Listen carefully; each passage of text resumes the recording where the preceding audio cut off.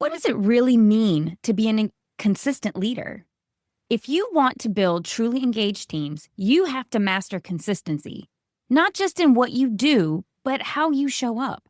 Today, I break down how to align your actions with your words, manage your emotions, and actually deliver on your promises. Great leadership isn't about big moments. It's about being present, communicating clearly, and showing up for your team every single day. Let's make it happen. Welcome to We've All Done It, the podcast for leaders who get the work done, but find the people part of leading frustrating. I'm Kimberly Benoit, author, award-winning former corporate executive, and leadership coach. With over 20 years in the corporate world, I've seen it all, the good, the bad, and the downright messy.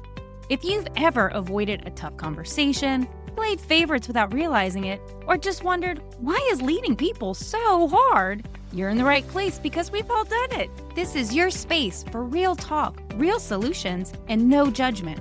Together, I'll share practical strategies to help you navigate workplace drama, build stronger teams, and lead with confidence. No more pretending, no more suffering in silence, just honest, actionable leadership from someone who's been in your shoes. Are you ready to lead differently? Let's do this. Everybody, today we're going to explore the third and perhaps the most underrated pillar of genuine engagement: consistency. So let's start with a story, because I think this is really important. So I had a young leader that I was mentoring, and they reached out to me because they had a leader problem. They had a leader that they had just been assigned to. There had been a reorg, and this new leader did not believe in one-on-ones and scheduled one-on-ones. His philosophy was, when you need him, you just find him. And you could text him, you could just drop by his office or find time on his calendar. And she said that although that sounded great in theory, she could never get him. And she was in a current situation where she had an employee issue. It was a pretty significant team member issue. HR was not getting back to her in a timely manner. She had reached out to her leader via text, via email, and she's like, hey, I just need to talk through with you. Like, I have to talk to somebody about this. This is beyond my leader level to figure out how to navigate this legally and, ethically. And basically, the earliest time he could make for her was over a month out. And so when she reached out to me, it wasn't to ask about the team member problem, which I found fascinating, but she was reaching out to me to figure out how to better get her leader to meet with her in a more timely fashion. She's like, how can I call him out on the fact that this is not acceptable? I need him. He is not there. And quite frankly, I don't want to work for him anymore. I don't think he actually cares about me. I don't think he actually cares about my team. Whew. Powerful words, right? So that's why today we're going to spend some time talking about consistency. Because in this example, this new leader that she had, thinks that he's being flexible and nimble and can meet the team where they are. But the reality is what they're experiencing is feeling left behind, unseen, unheard, quite frankly, unimportant. So what is actually taking place is the opposite of what he intended. So that's why today we're really going to dig into 3 different distinct kinds of consistency that are crucial when we talk about engagement. So we're going over them. It's behavioral consistency, emotional consistency, and follow-through consistency. So let's dig into the first one, behavioral consistency. This means it is when your actions align with your stated values and expectations. Plain and simple, are you walking your talk? That's simple. If you say your team is important, how are you showing that in your actions? Do you have regular touch points so that your team knows that when you say they're important, you're there for them? Are you showing up when you have scheduled meetings? Are you not skipping or cutting every single meeting short? That was always a favorite of mine. I had a leader, we had time on the calendar for 30 minutes, but never failed. He was always 10 minutes late and had to leave at minimum 5 minutes early. So I never actually had 30 minutes. I had at best 15.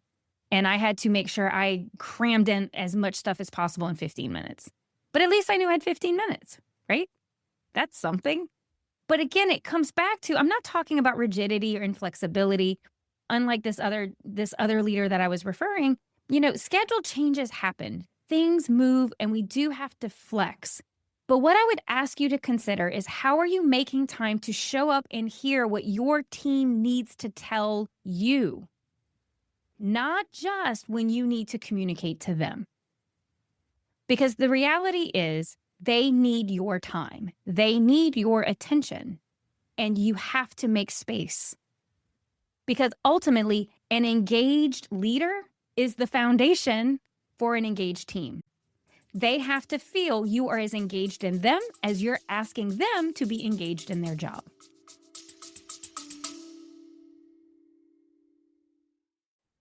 Is this episode hitting a nerve? Are you facing complex people challenges and have tried leadership books, workshops, and the advice from everyone, and somehow it's still not working? Now imagine having a trusted leadership partner who understands your specific challenges and strengths. My one-on-one leadership program provides the support you need with a customized plan. If you'd like to learn more, click on the link in the show notes and book some time with me. I'll explain how it works. Now back to the show.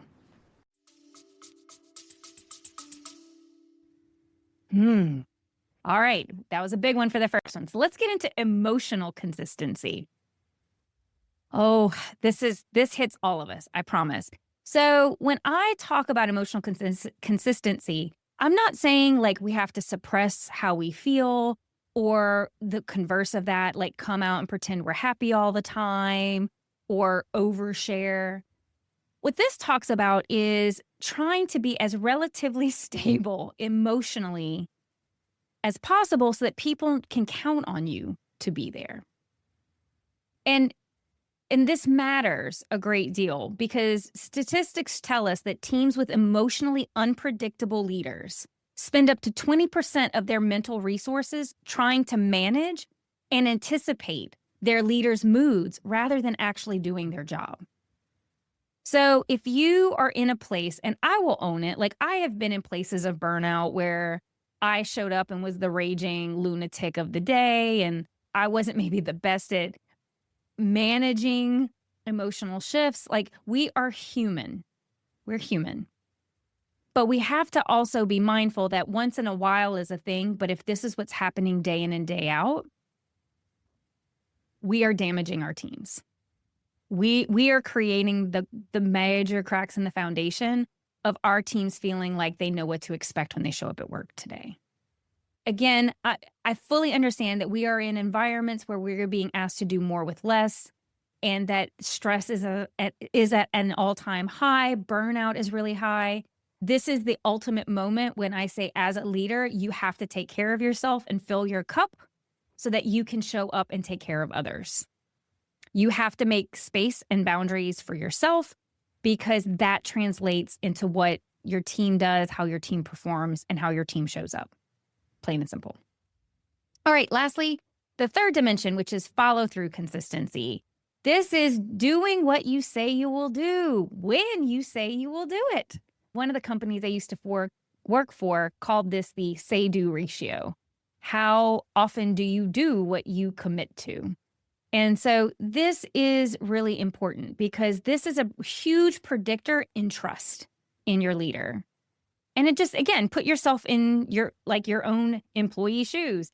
Does your leader follow through with the stuff he or she says she's going to do? If they do, you have a lot of trust, and you are probably going to feel better about that relationship than if your boss drops the ball almost every time and says, hey, I'm going to do this for you, and then never gets done. So if you think this isn't true, if you think it doesn't apply, flip this situation and put yourself in the employee shoe with your leader and see how that feels. All right, so one of the things I want to talk about is, how do we kill ourselves with consistency? So where do we undermine our own efforts as leaders? Because I hate to break it to you, I've committed every one of these too. So when we think about areas where we need to pay attention, this is what I'm talking about. So there's 4 areas that are super big culprits in us being really consistent with how we show up with our teams. One is that we overcommit. We overcommit. We simply say yes to too many things, which means we're going to break promises. A common one that I've experienced throughout my career was people who were triple, quadruple booked on their calendar. And they were like, well, I'll just do my best to make some of each meeting. So let's go back to the beginning of if we try to multitask, nothing is really getting our attention. Same thing. And this is really hard. So I'm going to be very clear. When we are type A and we are people pleasers, and I'm talking, if you're hearing me out there, you want to do things to help other people. When you genuinely want to help other people, you want to say yes. This is incredibly important. We have to also know when to say no, because we can't possibly do it all. Now, secondly, if you're saying yes to a lot of things, what are the systems and rhythms that you are using to ensure that you're tracking what you're supposed to do? So consistency requires rhythms. And I'm not talking like robust tracking and all that kind of stuff. But what I am saying is you will drop a lot of balls if you do not have a way to track what you're committing to, what is needed of you, what your rhythms, like who is managing your calendar. Are you doing it? Are you doing a good job of it? Are there ways that you could do it better? Can you block time differently? Do you have an admin who can help you say no?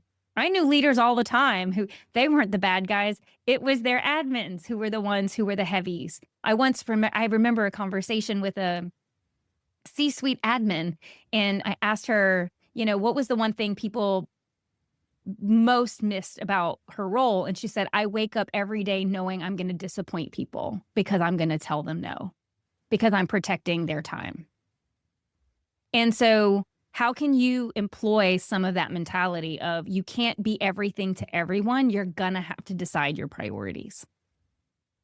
So the third culprit that gets us in trouble is perfectionism. And I have no problems telling y'all I have fallen in this. Particularly earlier in my career, I struggled with this a great deal. And why this becomes a challenge for consistency is you will delay delivery of something like a conversation, a product, because you are pursuing some standard of trying to make sure you have it all right in your head.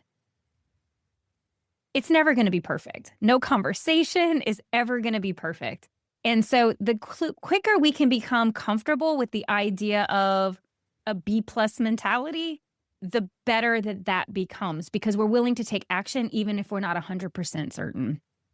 And then the last one that typically gets us in trouble, and I've talked about this just a few seconds ago, is stress depletion.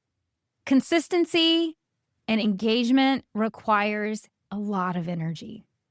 Think about going to the gym and trying to get healthy. It requires you being consistent with the diet. It requires you consistently getting exercise. Like you can have a cheat day here and there, but it's the consistency of that work is what gets you a healthy body, correct?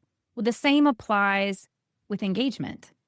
So you have to take care of yourself. When you are depleted, consistency is the first thing to go. Think about how many meetings when you're burnt out, you're tired, like you're toast. How many meetings have you canceled? Even though you knew it might be important to somebody because you weren't there, or you were overextended, or whatever it is. You have to take care of yourself. And again, this does come back to creating some boundaries and really knowing what your priorities are. And so I feel like there's probably some judgment out there where you're like, Kim, you're asking for everything. First and foremost, let me be very clear. I'm not asking for everything, but I am asking that we recognize that in order to have that engagement that we so desperately want, that it requires a lot, and that we are human, and that we'll never get this all right all the time. So what do you do when you're not consistent? What do you do if you aren't showing up the way you want to show up? You've had a bad day, you've had a bad week. Well, guess what? I've been there. I've done it. And the thing that always worked for me, which I'm going to tell you, and it's because it's 100% genuine, is when I know I have been the lunatic in the office. I know I came in hot, that I was angry about something else, someone else, and I came into my team dynamic and I brought the anger and rage I had about something else that I couldn't express there, came out in my team. The first thing I would do is, one, get myself out of it. But the next day, when I finally had clear thinking, I would do one thing. I would pull my team in a huddle and I would first acknowledge that I was a problem. Say it. I was the problem yesterday. I came in here. I was not the leader I wanted to be for y'all. I know I created a really negative environment yesterday.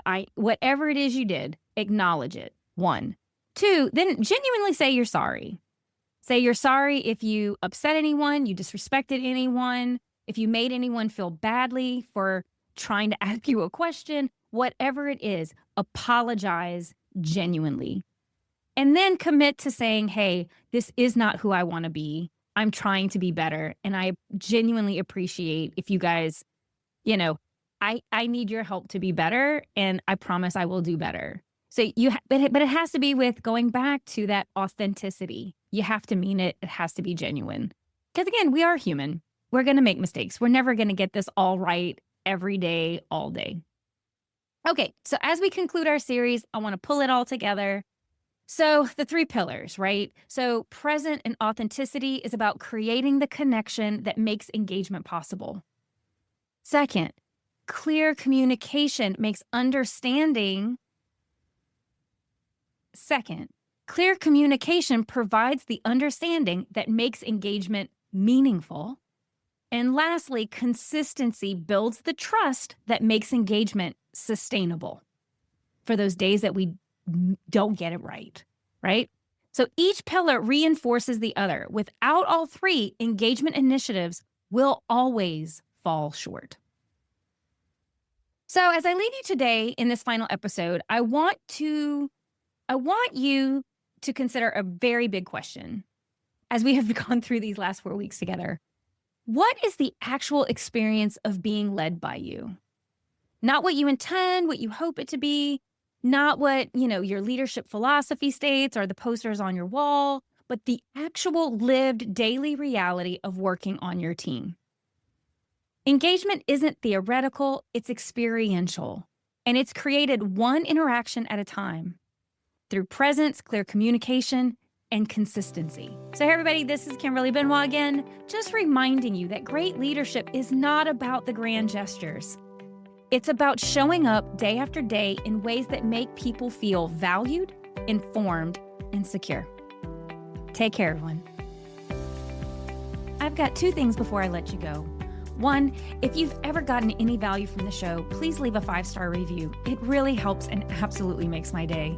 The second thing is if you have any thoughts you'd like to share with me, please shoot me an email at podcast@kimberlyjbenoit.com. I'd love to hear from you. All right, see you in the next episode.